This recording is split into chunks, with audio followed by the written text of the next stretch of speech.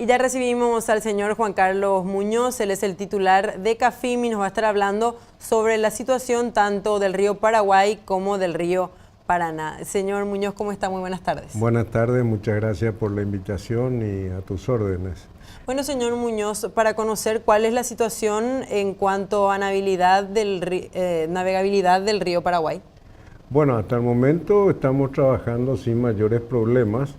Si bien se espera hacia finales de septiembre, octubre, está prevista una bajante importante en la cuenca alta del río Paraguay, producto de que realmente la deforestación en esas cuencas nos está jugando una mala pasada. Tanto es así que lo que ha ocurrido en el río Alto Paraná hace muy poco tiempo, una falta de lluvia en la cuenca alta de un poco más de 6 meses, hizo de que prácticamente todo el régimen hidrológico de ese río tan importante para nosotros en el tema de exportación sobre todo, sufra caídas en sus volúmenes hidrométricos muy importantes.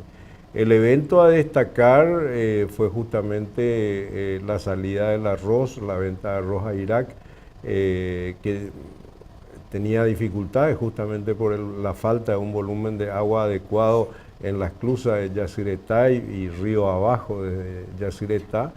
Y tuvimos que hacer un trabajo coordinado y con muy buena voluntad por parte de las dos entidades binacionales, por cuanto Itaipú tuvo que proveer un ritmo superior de agua para poder realmente solventar la situación. Así las cosas, durante 3 días pudimos tener un volumen que nos permitió bajar no solamente las barcazas que estaban con la venta de arroz, con el arroz, sino también un centenar de barcazas que tenían soja y algunos otros productos como harina y demás.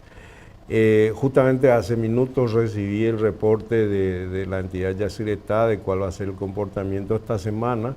Los niveles, si bien están mejorando paulatinamente, siguen siendo bajos para nuestras pretensiones. Y eso es un problema porque hay que tener en cuenta que el río Paraná es un río regulado.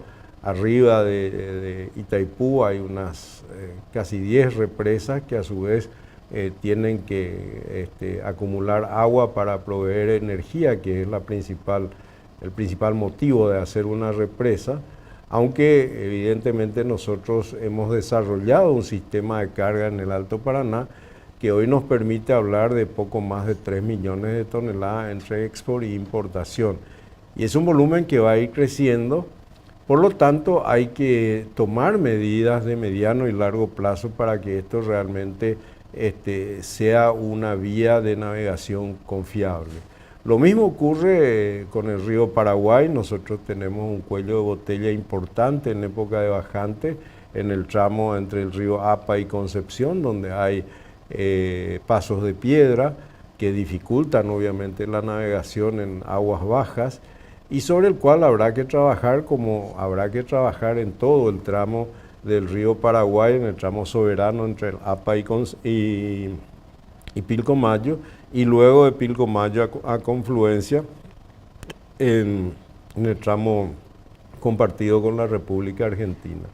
Hay que tener en cuenta que hoy el 95% de la carga de exportación de Paraguay a ultramar se mueve por la hidrovía y nosotros somos parte transversal a la generación de un costo logístico que favorece o de alguna manera puede llegar también a perjudicar a la producción primaria. Hay que tener en cuenta que Paraguay es un productor y un exportador básicamente de productos primarios sujetos a los avatares del mercado internacional, y si no tomamos en serio el tema de nuestro futuro crecimiento, nosotros cerramos el 2017 con 21.7 millones de toneladas de carga que se movió por el sistema. Se plantea para los próximos 12 años, para el 2030, que ese volumen casi se puede llegar a triplicar, y eso supone no solamente hacer obras de infraestructura me refiero a los puertos, a las vías de carreteras que lleguen a esos puertos, modernizar los puertos y tener una vía que esté realmente acorde con esa demanda que estamos seguros se va a ir generando. Esta es una zona que está incorporando nuevos actores, sobre todo en el norte del río, tanto el estado Mato Grosso Sur y Goiás, son estados que en su conjunto producen más del 50% de la soja brasilera, por ejemplo, y por ende necesitan optimizar también sus costos logísticos, que evidentemente son mucho más atractivos si uno lo piensa utilizando la vía acuática. Así que esto es una situación, un pantallazo un poco general de lo que está ocurriendo en el sector. Esperemos realmente que el estiaje que justo nos va a tocar en la época de mayor importación a Paraguay, donde vienen llegando las cargas estacionales de fin de año y demás, es probable que tengamos algunas dificultades. De hecho, que todavía persisten dificultades de navegación en el Paraná Medio.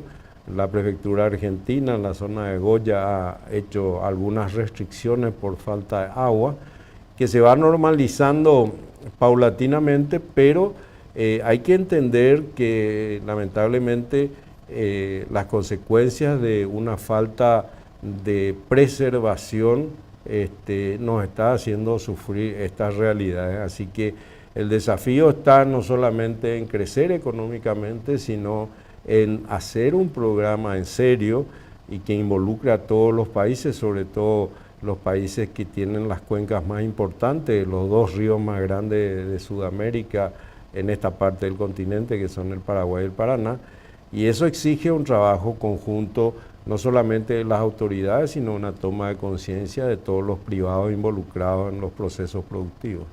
Con relación a las bajantes particularmente, ya con la llegada de las lluvias en las próximas semanas, ¿esto podría tener un mejor panorama, señor Muñoz? Bueno, en el río Paraná tengo información que en la cuenca alta del río Paraná ya hay mejores condiciones.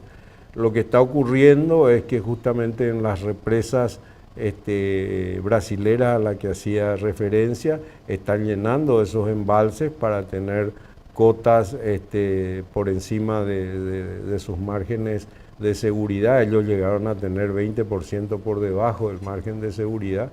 Entonces, ese proceso va a seguir y esperemos que el río Paraná se normalice. Aparentemente, por todo lo que estamos recibiendo, en el río Paraguay vamos a tener otro escenario. No van a haber lluvias más allá de las normales y por debajo de las normales, según el reporte. Nosotros recibimos a principio de cada mes un reporte que involucra a toda la región y que lo hace el Instituto Nacional del Agua de Argentina, que es el más confiable técnicamente y que nos permite ir tomando las medidas, recaudos en cuanto a toda la logística y la movimentación de las cargas que tenemos que transportar. Así que van a ser dos escenarios diferentes. Esperemos que la agudeza de la bajante no sea tal. Y bueno, es la naturaleza. Nosotros vamos a ver.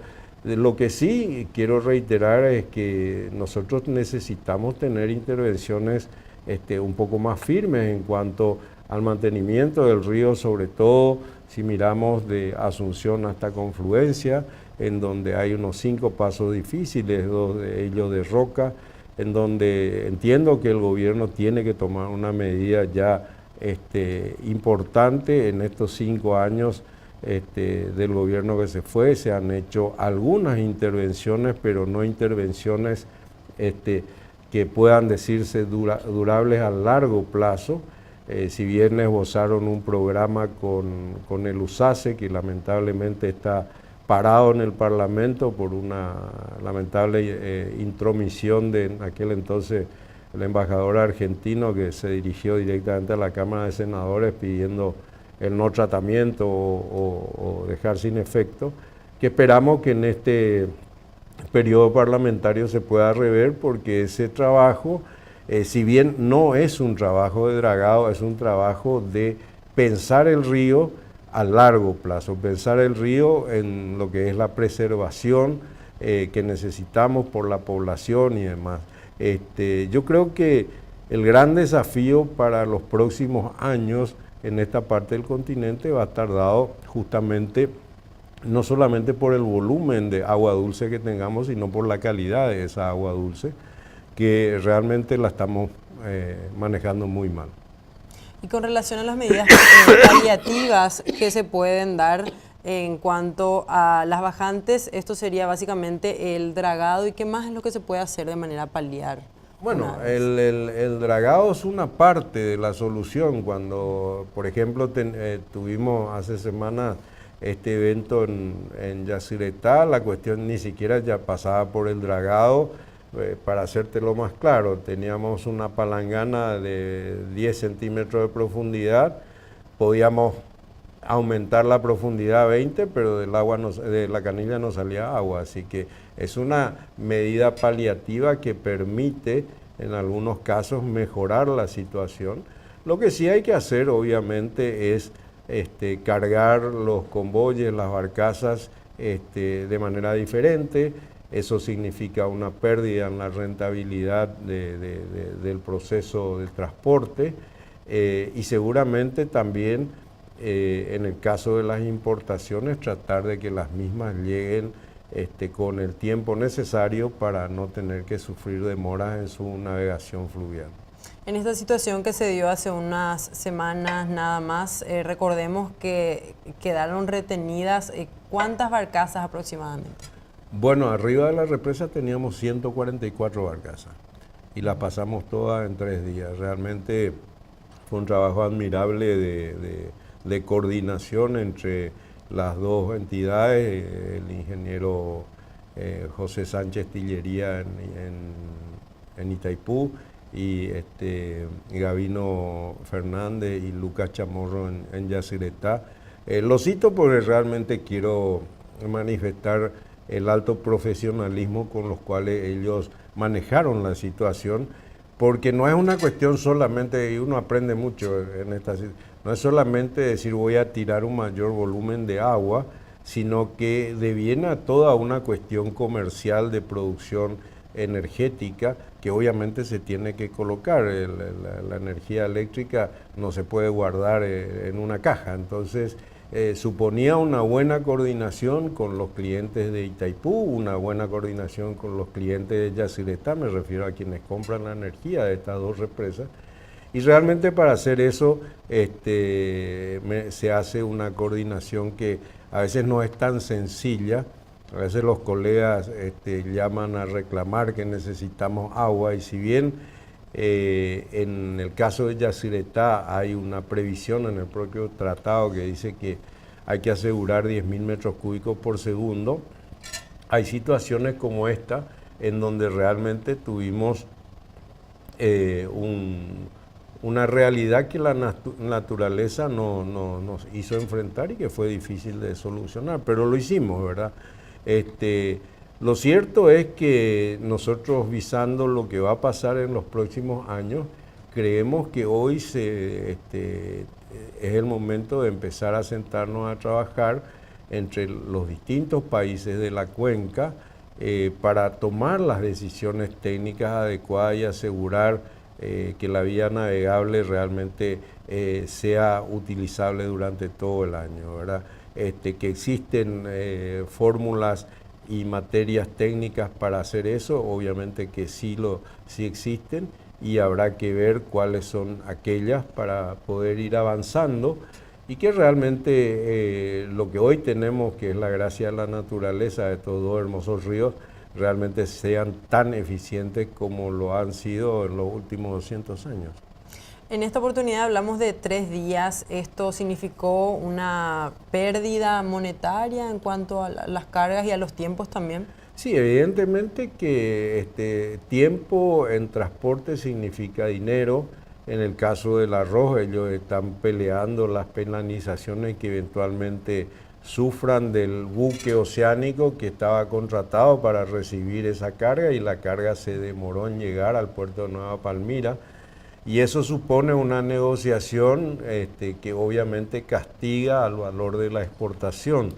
Esas son las desventajas que tenemos como país interior, en donde estamos sujetos a estos avatares, y obviamente esto impacta en tiempo y en dinero a nuestras exportaciones y también, por supuesto, a las importaciones.